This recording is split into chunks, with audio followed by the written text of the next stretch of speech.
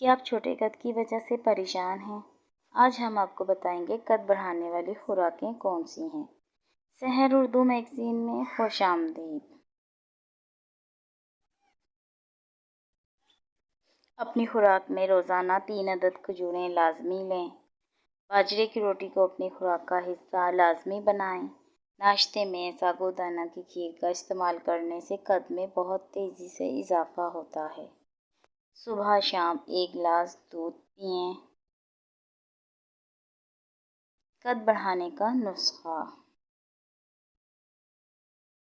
1 glass دودھ کے لیے 11 کھجوریں رات کو پانی میں بھگو دیں اور ان کھجوروں کا ملک شیک بنا کر پئیں۔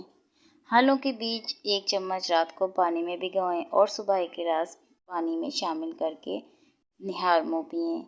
کالے تل، ازگن، ناگوری اور مصری، یہ تینوں چیزیں ہم وزن لے کر سفو بنائیں اور 1 چمچ دودھ کے ساتھ صبح شام لیں۔ Thanks for watching Sahar Urdu magazine.